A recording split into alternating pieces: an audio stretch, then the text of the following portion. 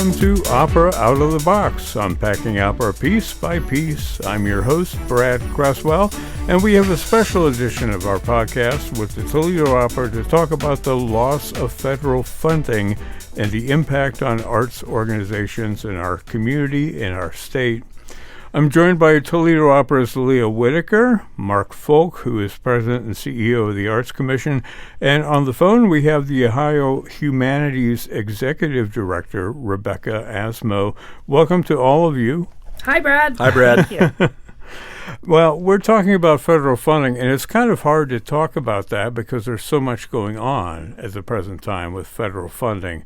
We're waiting for, on the radio side or on the public media side, we're waiting to see if the Senate passes the rescission letter, clawing back money basically for FY26 and FY27.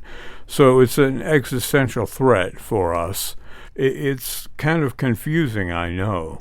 It's confusing me as we speak. But maybe we'll talk about how federal funding works for your organizations, and we'll start with you, Rebecca. You want to tell us a little bit about your work and how it has affected and will affect you in the future? Absolutely. Well, thanks for having me on today, Brad. Ohio Humanities is the state-based partner of the National Endowment for the Humanities, and we are one of 56 state and jurisdictional humanities councils that's, in every state and every territory.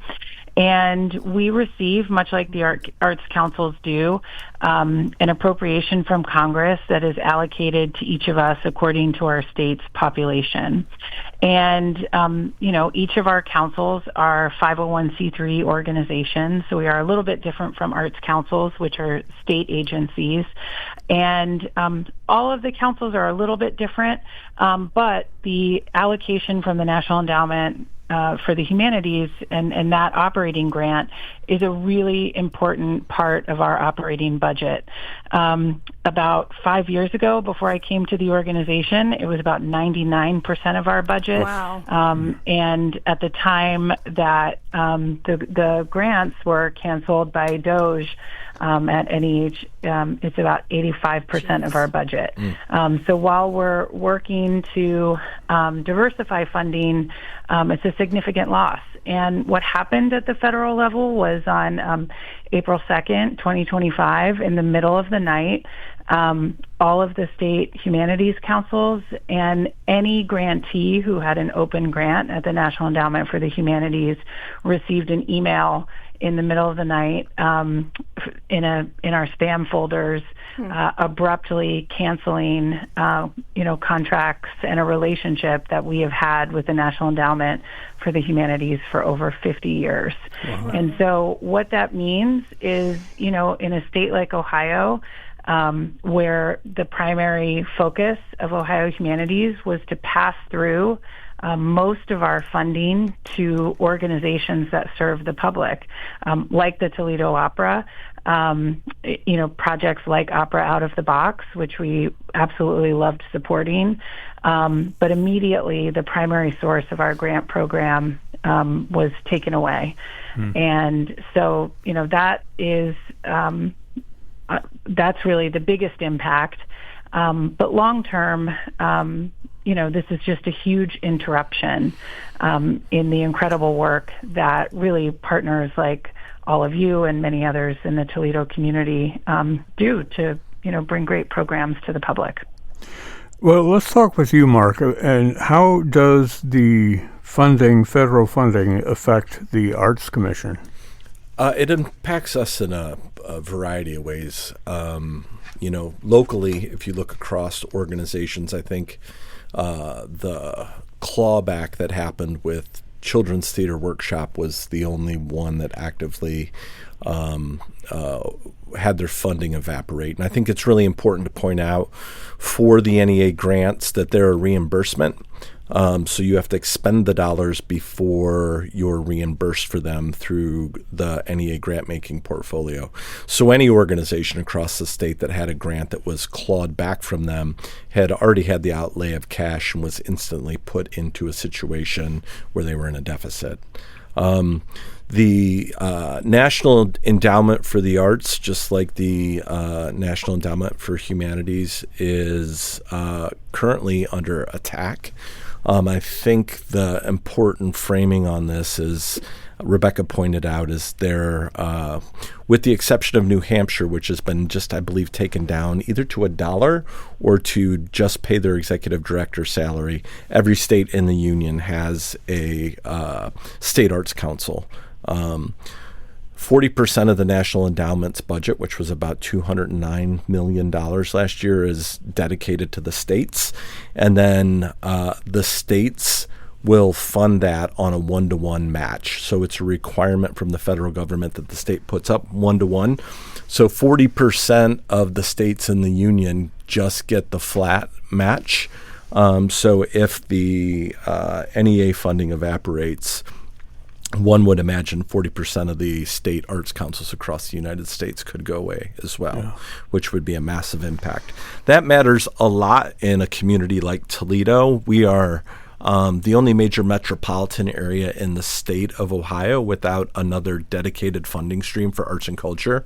So if you're over in Cuyahoga County, they have a tobacco excise tax that I think at its lowest year was funding $12 million for arts and culture just in Cuyahoga County alone. Arts Wave down in Cincinnati, it's the longest workplace giving campaign in the United States. Akron is a night city. Wherever the Knight brothers had a newspaper, there's a foundation to help support the social infrastructure there. Columbus is hotel, motel, and a ticket tax. So for us in Northwest Ohio, the money that comes back through the Ohio Arts Council, the Ohio Humanities Council, is the largest common funder of cultural programming, general operating support, and is really vital. So if that gets fully zeroed out at some point in the future, it's going to have a devastating impact on a lot of our organizations. Yeah. I think there are, for us, actually, our real risk, about $250,000 of vulnerability, actually comes from HUD. Housing and Urban Development. We employ our Young Artist at Work apprentices through Job and Family Service dollars that come from HUD, through community development block grants that come through HUD. So it's not just the arts ecosystem that's vulnerable right now. It's frankly anything that's focused on public service. You're seeing put to threat at the federal level, and it's daunting. I know. Was talking with colleagues at the NEA just 3 weeks ago. 70% of their employees were either pushed into a buyout or let go because they were new employees. It's 50% of the workforce at that agency. And you really think about the human capital that walks out the door when these cuts are made. You know, we've just had a generational loss of knowledge and relationships and efficacy walk out of the organization. It could take another generation to build that back. Wow. Mark makes a really important point about other agencies and sectors being impacted. We talked about NEA, we talked about NEH, but the Institute of Museum and Library Services really faced a similar decimation to the National Endowment for the Humanities. And then also things like historic preservation funding has been very disrupted because of attempts to freeze funding at the National Park Service. And so we really look at this as like all of the, cultural funding at the federal level is really frozen, under attack, or has the potential to be frozen in the immediate future. And, it really could be quite devastating. Yeah, you take that one step further even with the Library of Congress, where copyright is licensing takes place. That's all your artistic intellectual property that's being threatened as well. Yeah. Well, traditionally, the CPB, the Corporation for Public Broadcasting, pays our music licensing fees. So if they're zeroed out, what do we do? It's a question, because a lot of radio stations play music, and they won't be able to unless they pay the licensing fees themselves to do that. And so that's an undue burden that we're facing as well, along with all the other cuts. That's something that people don't think about very often, but it's true. And we're urging the public to make phone calls and send emails and all of that. It's a dire situation. I mean, do you think it's been reflected a little bit in the nationwide trend towards the arts and the humanities? Do you see that slipping at all, talking about your public? I think the arts and humanities are where people are still engaging. I think about the definition of civic space is where strangers come together.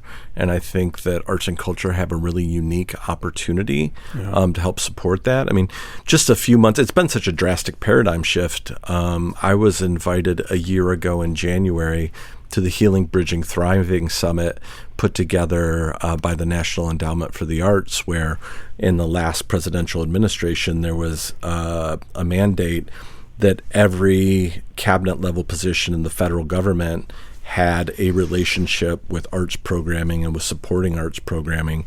So it was full cloth a part of American life.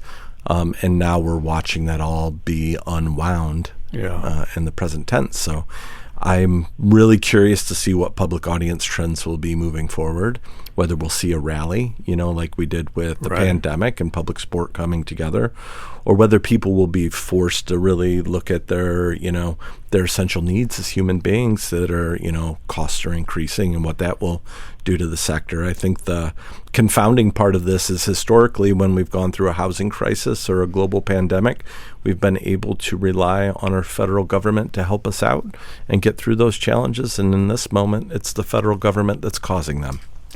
Rebecca, do you want to say anything to that? I mean, how has the arts degraded in the public eye over the past year or so? Well, I think that, I don't really want to say that it's degraded because I think that, people and communities value the arts and humanities. They tell us that. Surveys tell us that. We know that opportunities to come together, opportunities to understand the human condition, and opportunities to understand one another, people value that and people really want that. What has become really challenging in the past year is, the attention economy, and then also, truly every single day you're flooded with so much information.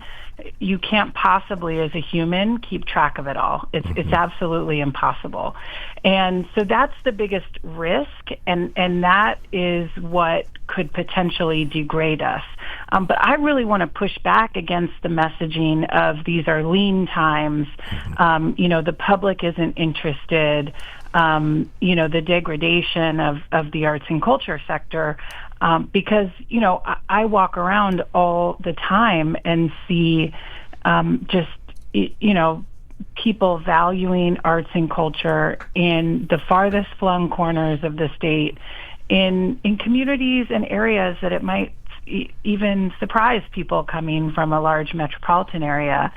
And so I think that when we're given that narrative that money for culture is needed for something else, that scarcity mindset, I think, is done to try to, trick us into submission. And so I want us to all push back, and that, we need the arts, we need culture, we need humanities to have a thriving economy and to have a thriving society. Are you scared of other funding cuts like to Medicaid obscuring your message to the public? Well, I think, look, I'm, and actually before I came to Ohio Humanities, I spent a long career at the Boys and Girls Clubs. And, all funding that supports, citizens just living a good life and having access to basic needs is really important to me personally. I've seen, how much it makes a difference in a family's life. But if we're also talking about some of the impacts to these cuts to the social service sector and what I'm watching, happen to my friends who are leading those organizations in my community, is that, they're seeing cuts to their organizations. Philanthropy is trying to figure out how can they cover, and try to fill the gap. At the same time, corporate giving to the arts is not increasing. Right. It's actually decreasing. And so all of these, every single one of these actions and occurrences has a negative impact on the cultural sector, certainly, but really just on our community fabric as a whole. Yeah. Leah, you've been very quiet thus far. I'm weeping. I'm over here weeping. Right. How has the federal funding, the situations that we're talking about now, how has it affected Toledo Opera? You're involved in finance, so you would know. I think when you get all of these big ideas on the ground level, where the rubber meets the road, each organization is going to have a different flavor or experience of all of this, but nobody is immune. I think as the chief fundraiser for an arts organization of our size, number one, our size is almost a benefit. We're very tiny. We're a scrappy little team, and we don't generally need to rely on federal funding to operate successfully. That being said, with cuts everywhere, deep cuts across the board, and you mentioned HUD, Mark, and I want to throw in the food banks. All the social services organizations are experiencing these things simultaneously, and so the pressure is on smaller foundations. It's on the pressure is on the Toledo Community Foundation. So it does feel, the more you think and exist in this mindset, I can see how a lot of people would adopt the scarcity mindset, that what our limited resources are getting even more pressured. So whether or not it's coming from the federal, from a federal grant, or from the state Ohio Arts Council, we in the fundraising world know that everybody's getting asked way more than they normally have, and these foundations don't have the resources, and private philanthropy, frankly, does not have it in them to replicate what the federal government was doing. So everybody is waiting. I think everybody in the nonprofit world is holding their breath and just waiting for us to get kicked off the cliff too. So definitely. I'm always trying to find silver linings and things, and I have to say that when you talk about arts and humanities, the culture, those things are irrepressible human forces. And the more pressure and containment and confinement and censorship and regulation that is put on these very natural human forces of expression, the more the violent reaction will become.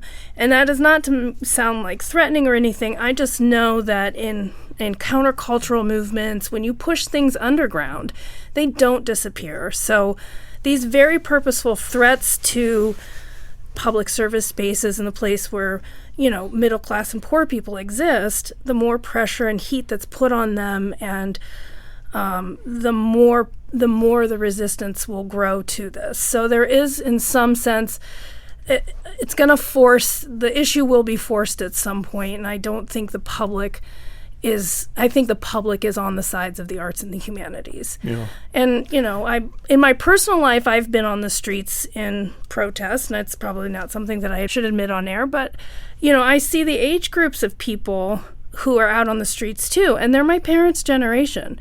It's still, it's people of a certain age also, I think, looking reflectively on their legacy and what they can still leave behind. And as a fundraiser, I just encourage, invest in endowments, invest in things that are not going to go away, strengthen these organizations, make these organizations future-proof. If you can't rely on state budgets and you can't rely on the federal government, it really is going to have to be people of a certain age and generation leaving large gifts to these institutions to keep them going. Well, what can a general member of the public do right now? I mean, we're telling people to call and email their congresspeople or their senators and, affect them that way. It's timed with whatever votes they have going on, and whatever, rescission or the big beautiful bill or all that stuff that's happening. We're still, like you, we're waiting for the third and fourth shoes to drop, right, as we go along. But what should our messaging be to the public right now? I think that, Brad, there's so many things that individuals can do. Leah talked about giving, right? So there's, of course, giving major gifts to things like endowments, but you could just sign up to give a monthly gift, right? A $5 monthly gift. I mean, just making sure that you're making consistent contributions to organizations. On a national level, you can join an organization like Americans for the Arts or the Arts Action Fund, which is gives out great information. Also joining your local public radio or public television station, you're going to get great information about how you can engage. But I do think it's important to note about how many Americans don't engage civically in our elections. And so not just the presidential elections, because we're talking a lot about what happens at the federal level, but when you get down to the state level, that's incredibly important, but it's also important at the local level. And when you're getting to things like primary elections and the things that really do decide the local candidates, the state candidates, that can influence so much about the resources that are going to be available for any public good that you appreciate. There are some primary elections in our state that get 8% turnout, 16% turnout. It's quite low. And so I do think in this country, to come from a humanities person, I think it's really important that we not just engage with our legislators once they're in their seats in whatever office that they're in, but we really need to think about who we're selecting to go into those offices and ask them the questions about what they care about. Americans for the Arts publishes a really great report card about many different arts-related and culture-related issues. That's a great thing to check out and see, where your, federal legislators stand. But I also think, really making sure that you're showing up for every opportunity, to weigh in is very important. Mark, you want to add to that? Yeah, I mean, I have so many thoughts, but I just to the point of building relationships now. You don't get the resources when you just go in with a cold ask. You go in and you learn about your elected officials' values, whether that's the city, the county, the state, the federal level. You listen to what their values are, and then you align the arts case with that and advocate for resources. And you start building those relationships now. I think that's the most important thing we can do. Rebecca and I were at the Americans for the Arts conference a couple weeks ago in Cincinnati, and Maribel Perez Wadsworth was on the stage, and she gave a quote that the power of change is not lost, it's local. And that's just resonated with me over and over again. And while our North Stars are being dimmed or dismantled, we have an opportunity to rewire our constellations, build relationships, and make sure that we're relaying information to ourselves in a way that we need it so we can grow. And one of the ways you can do that is as simple as showing up to an arts and cultural event, buying a ticket or going to a free event, and being in community with people and having conversations. Yeah. I mean, a lot of what we're doing is we're getting people to, call or email their Congress people, but also to get them to help shore up our budget a little bit. We've had a lot of reaction as far as people that are out there that, it's like preaching to the choir. You're telling them and they're telling you, don't let this federal funding, what happens to the radio station, what happens to the TV station, education department, without funding. And we try to put them at ease, but we're saying, people donate as much as you can. But I'm wondering if your organizations foresee kind of people building you up financially in the future. I mean, if this goes on. We all hope so, right?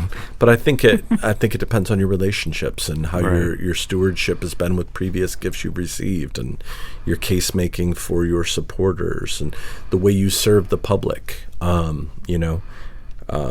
I think it's going to be what I've witnessed going through these moments is the large and mid-sized organizations in our community always weather the storm fine.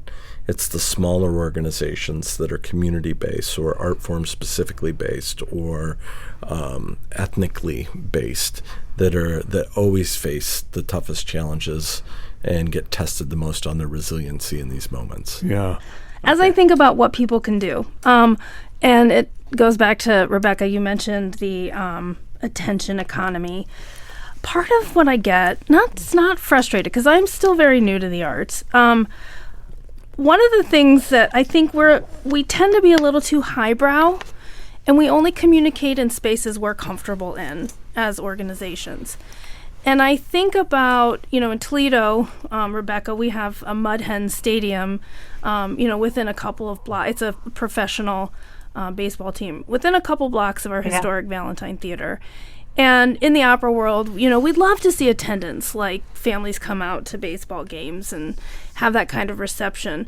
And one of the things that I notice is that, and I think that our marketing director at Toledo Opera does this very well, is talk to the public where they are having conversations. And Rachel Cameron, who's sitting here in the studio, is really gifted at understanding algorithms and understanding how virality takes place and becoming, I think, not weaponizing, I say the wrong words, really leveraging these tools, because the relational piece is so essential, but people are conducting, finding, and nurturing those relationships more and more in a digital framework that really is managed and controlled by algorithms. And to understand the space, it's almost like the arts, the humanities, the cultural organizations need to find some big national marketing campaign and put out issue ads that are going viral, that are speaking to people in these digital languages with the video clips that are snarky and edgy. And you've got to get the young people to talk to them in their language about why this is essential to them.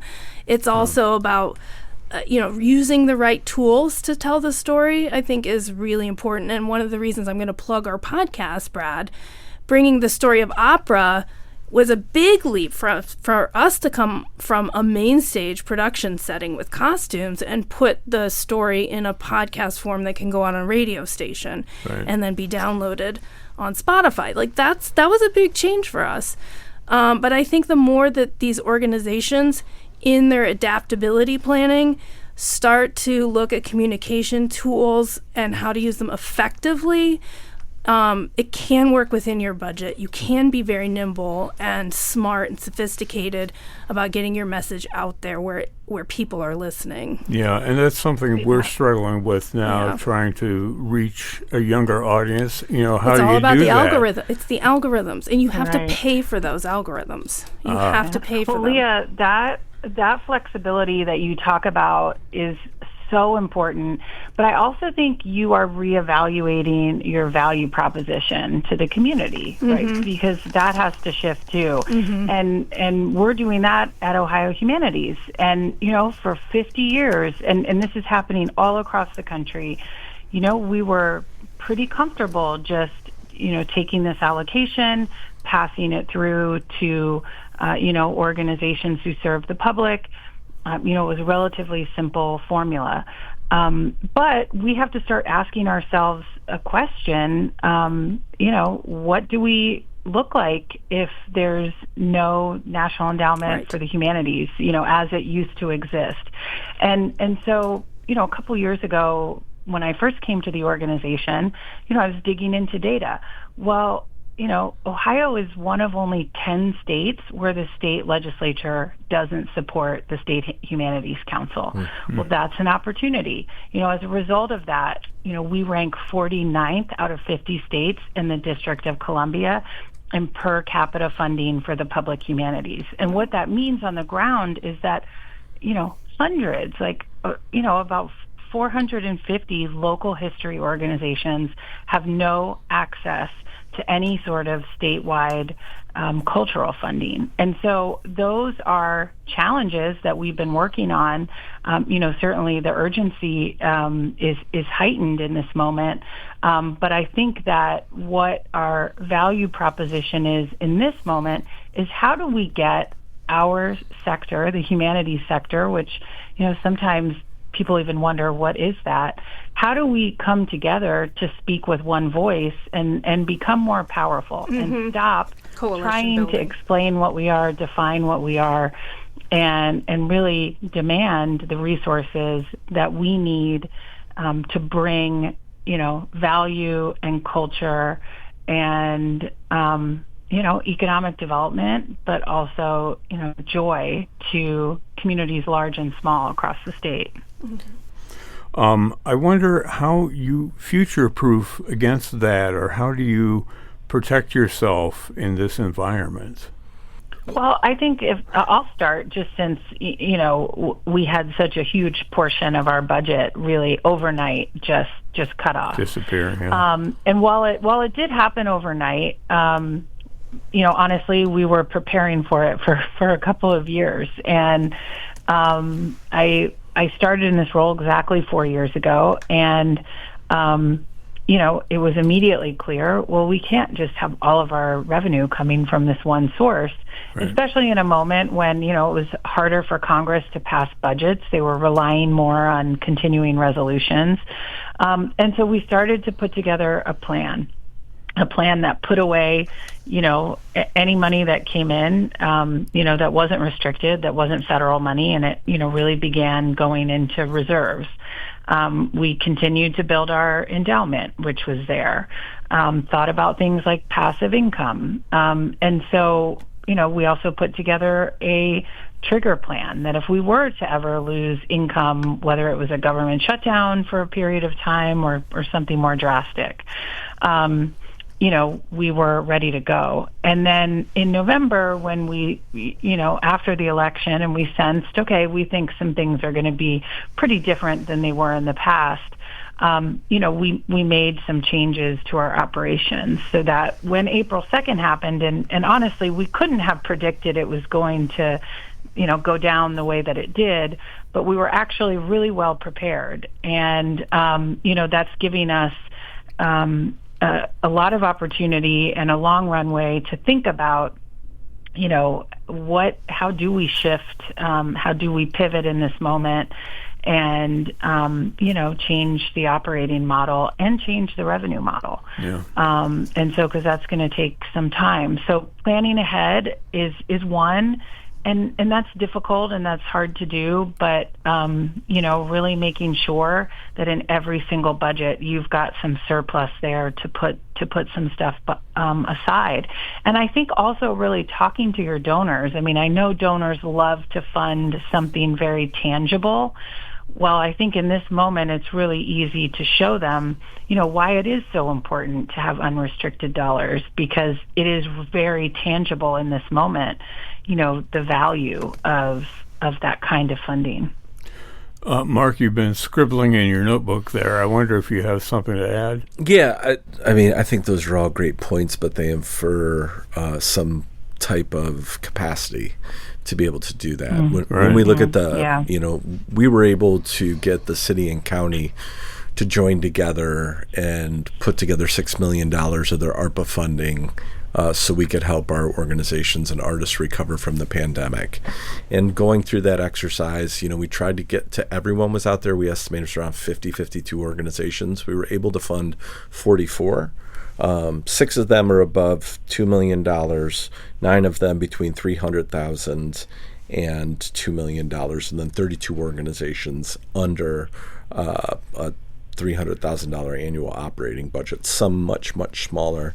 And in those instances where they can work to diversify their income, their executive directors, their marketing person who's also the janitor, who's doing all these different things. So ideally some kind of stabilized structural funding would be ideal. That is always proven elusive. Toledo was the most corporate rich community, in Ohio up until the Eight Ladies in early 90s, so it never developed that kind of structural infrastructure, because that's a redundant word, structural infrastructure, but because the business community was always there to support.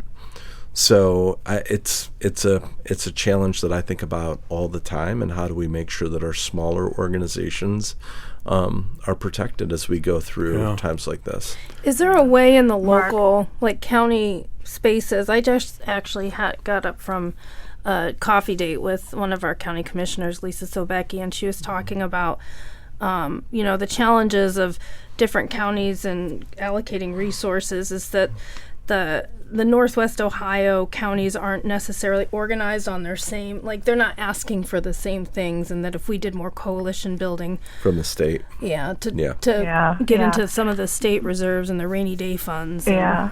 Mark, you make such a good point. And, when you look holistically at arts and culture funding, funding for history, collectively in the state of Ohio, per capita, because we have a really huge population in Ohio. We're the 7th most populous state.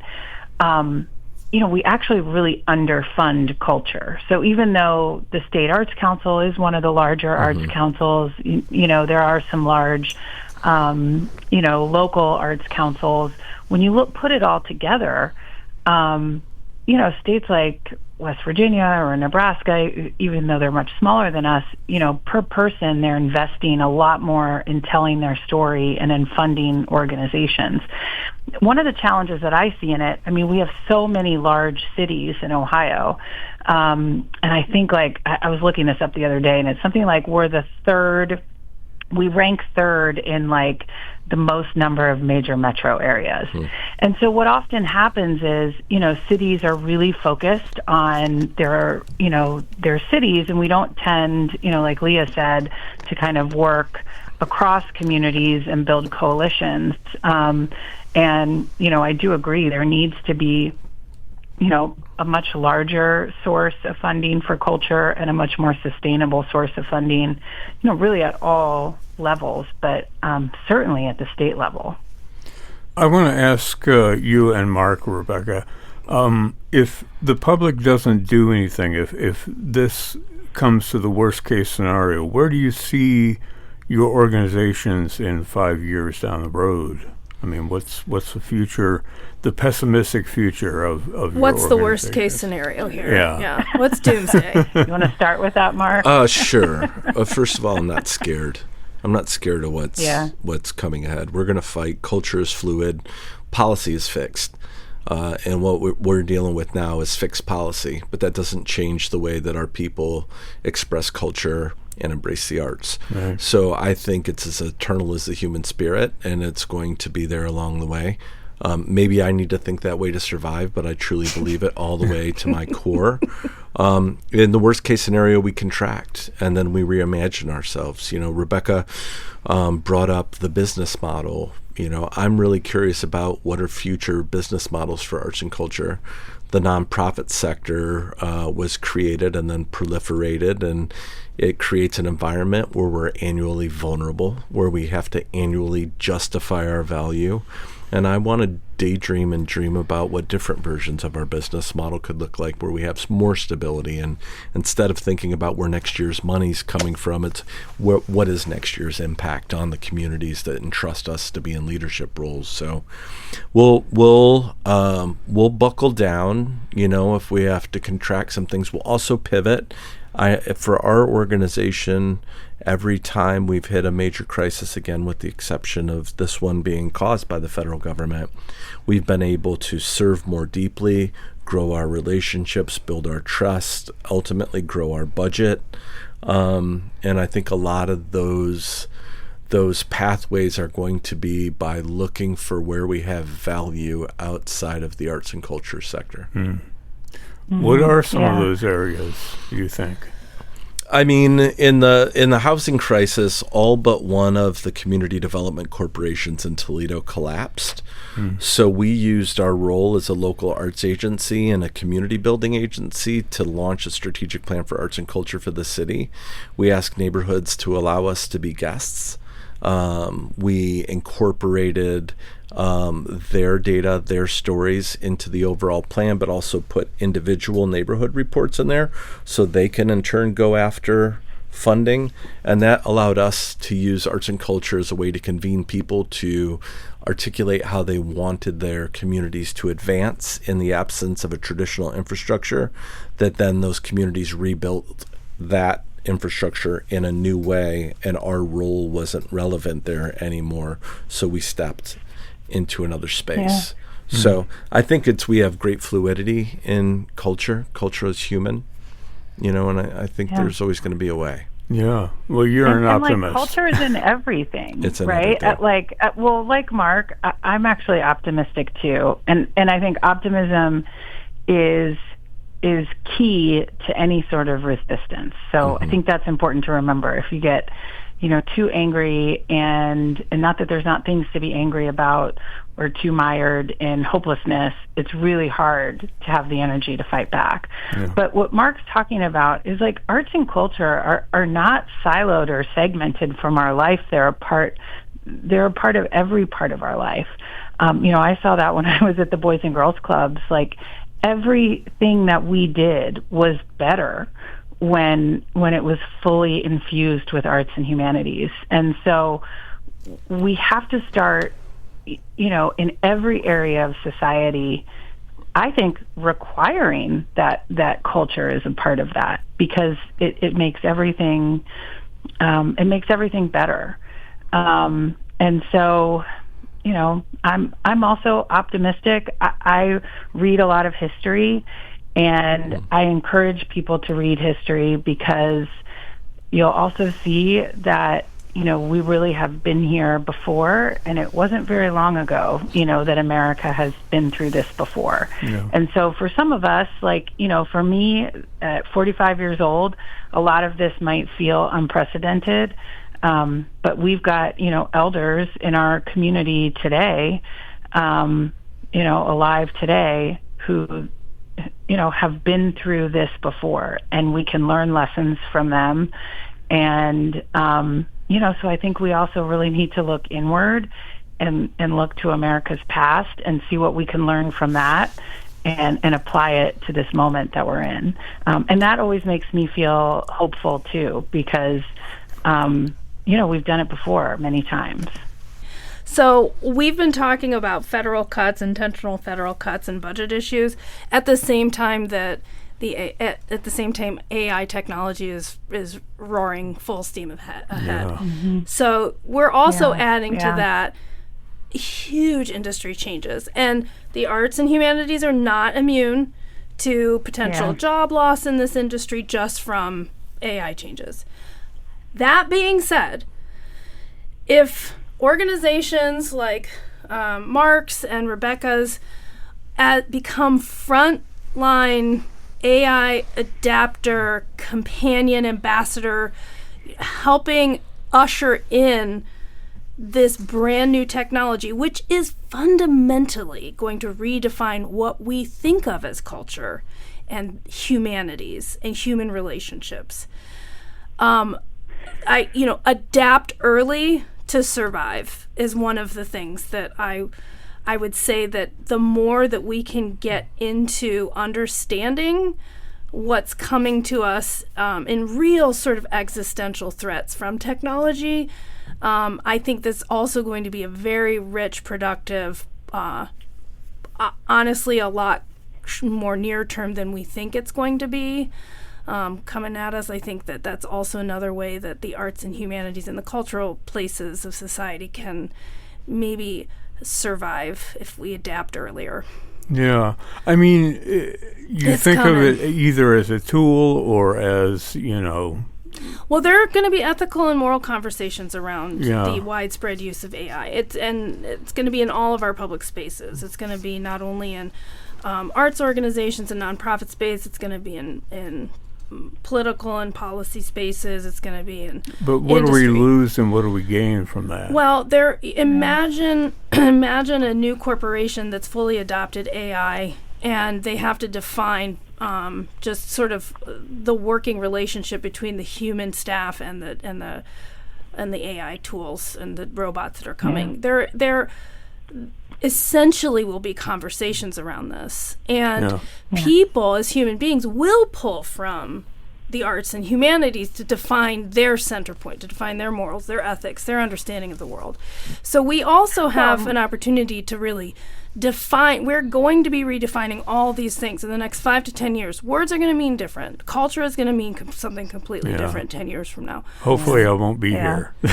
Well, hopefully you will. Well, I was going to say, there's a great book called Nexus by Yuval Noah Harari that really, talks about exactly that, and how we really are going to need, historians of religion, philosophers, ethicists, to make sure that we don't destroy humanity. We're really facing the existential threats, but I agree. That's why we're all needed. More than ever. Well, not to be blindsided by it. I think, when you're in the arts and humanities and nonprofit space, you're kind of like the last to find out about what's coming. I think that, we've all just come out of a pandemic that we miraculously survived and get no credit for. But thank you, Mark, for helping the opera survive with that ARPA funding. We have just come out of, that was a test case of what's to come. And I think if we take those same learning lessons about adaptability, use of technology, early adaption, how we define communal spaces and things like that, and take those lessons forward, we are that much more prepared and resilient. Yeah. I think it's about constellating too. Ooh, tell us what that means. Just building networks, building awareness. I have my role at the Arts Commission. I'm co-chair of the Urban Arts Coalition, which is the top populated 100 cities in the United States with local arts agencies. I meet with my peers from Indy, Detroit, Columbus, Cleveland, and Pittsburgh on a regular basis. I am a founding member of a collaborative called Goldenrod with a bunch of West Coast local arts agency people who now have all these different roles, serving on the Grant Makers in the Arts Public Sector Cultural Policy Task Force. And I do it all because it's important to Toledo, because I can interact with different people, different ideas, different forms of research. I can learn about how Patrick Fisher in Pittsburgh is using AI to help their grant, the people they support through their grants program, by using AI to visualize data, so the organization will know at what point of its financial cycle that year that their cash flow will run short, and they can plan ahead. They'll know how much money they need to raise the next dollar on average for their organization.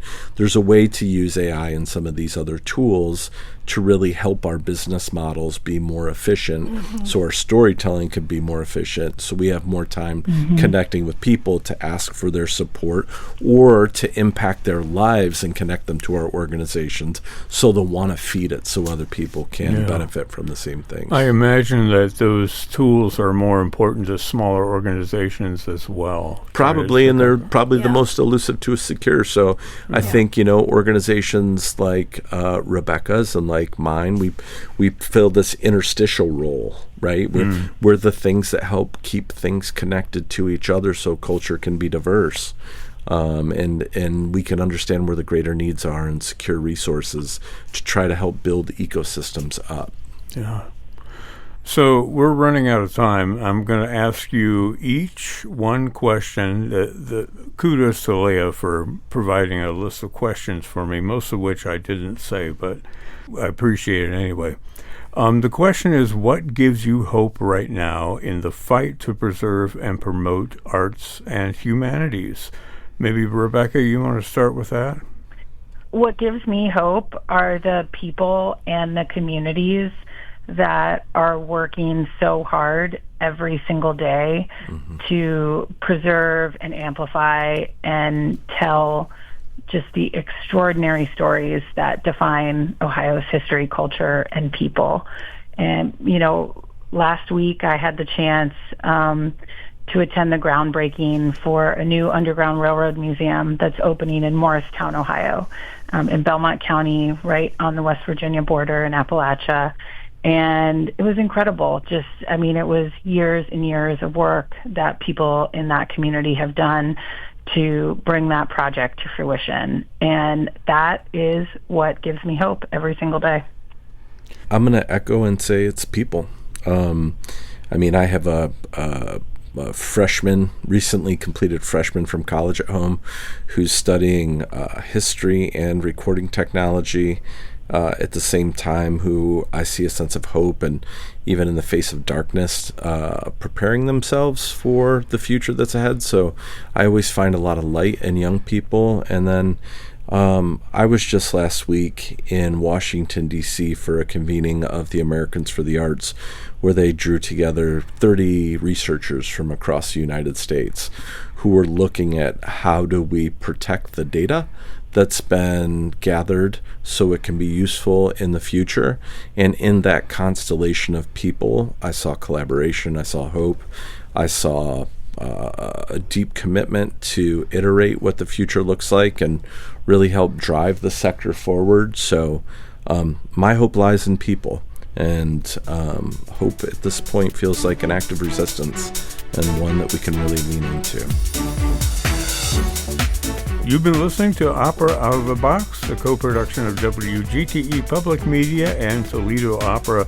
You can find previous episodes online at our website, WGTE.org. And of course, you can dive into all things Toledo Opera at their website, ToledoOpera.org.